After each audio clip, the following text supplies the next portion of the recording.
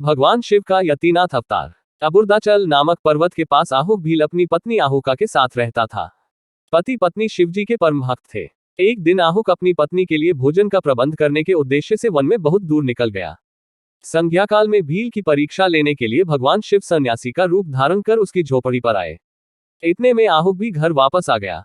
उसने प्रेमपूर्वक सन्यासी यतिराज का सत्कार किया।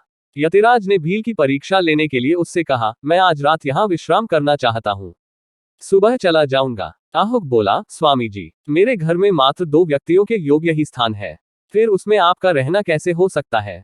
उसकी बात सुनकर यतिराज जाने के लिए तैयार हो गए। आहुका ने सुना कि अतिथि को जाने के लिए कहा जा रहा है। उसे अनुचित लगा, उसने तत्काल प्रतिरोध किया।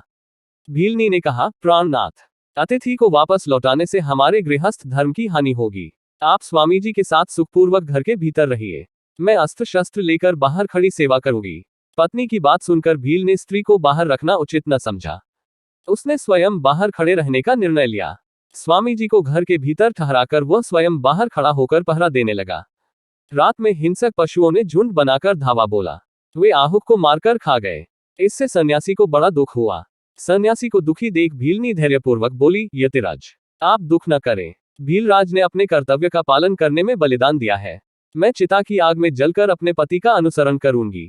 आप प्रसन्नतापूर्वक मेरे लिए चिता तैयार कर दें। सन्यासी ने उस भीलनी के लिए चिता की व्यवस्था कर दी। भीलनी ने अपने पातिव्रत्य धर्म का पालन करते हुए चिता में प्रवेश किया। उसी समय भगवान शंकर अपने वास्तविक स्वरूप में भीलनी के समक्ष प्रकट हो गए। शिवजी ने वरदान दिया, तुम्हारा प्रेम अद्वितीय है, यह अभी पूर्ण नहीं हुआ है। तुम दोनों का अगला जन्म राजकुल में होगा। तुम्हारा पति निषद देश के राजा वीरसेन के पुत्र के रूप में जन्म लेगा। वह नल के नाम से जगत विख्यात होगा। तुम विदर्भ के राजा भीमराज की पुत्री दमयंती नाम से जन्म लोगी। तुम्हारे भावी जन्म में मेरा हंस रूप प्रकट होगा।